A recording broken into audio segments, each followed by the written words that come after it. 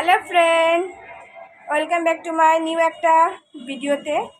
তো আজকে আমি বাবু আর তোমাদের দাদাভাই আমরা তিনজন যাচ্ছি একটু বড় ঠাকুরের মন্দিরে পুজো দিতে। অন্যান্যবার বাড়িতে পুজো করে থাকি, তো এই বছর আর হচ্ছে না, এই বছর বাড়িতে হচ্ছে না, মন্দিরে যাব।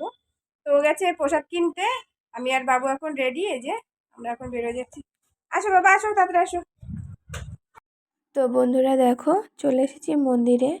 বেশি কিছু আনিনি, অল্প সামান্য কিছু নিয়ে এসেছি ঠাকুরের জন্য। একটা মালা, যেটা আমি বাড়িতে বানিয়েছি বাড়ির গাছের ফুল দিয়ে, বাজার থেকে কিনে সবসময় তো আনি।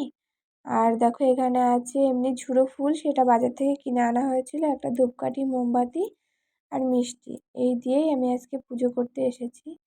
এসে তো এবার শুনছি ব্রাহ্মণ বলে অনেক লেট করে আসবে।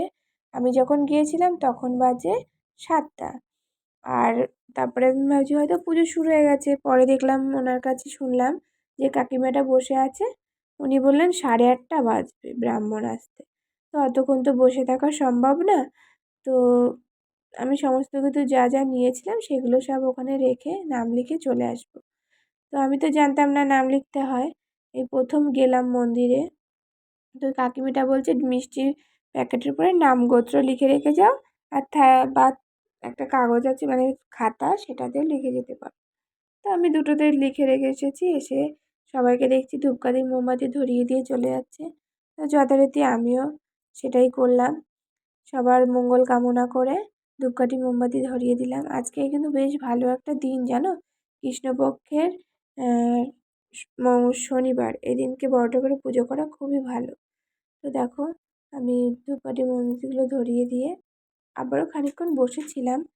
তো তারপরে তিনজনে মিলে আবার বাড়ির দিকে চলে এসেছি। তো সবাই এত মানে আগুনের তাপে আমি এগুলো রাখতেই পারছিলাম না। তো কে কে এরকম বড় ঠাকুরের পুজো করে থাকো অবশ্যই আমাকে জানিও। আমরা কিন্তু অন্যান্যবার এর থেকে বড় করে করি, আমাদের বাড়িতেই করে থাকি। তো এই বছর নানা সমস্যার জন্য হলো না। তারপরে আমাদের বাড়িতে যে জেঠু পুজো করেন, তিনি তো আর নেই আমাদের মধ্যে, তার জন্য আরও একটা সমস্যা হয়ে গেছে। মনের মতন ব্রাহ্মণ পাওয়াটাই সবথেকে বেশি কষ্টের হয়ে গেছে এই কলকাতাতে আসার পরে।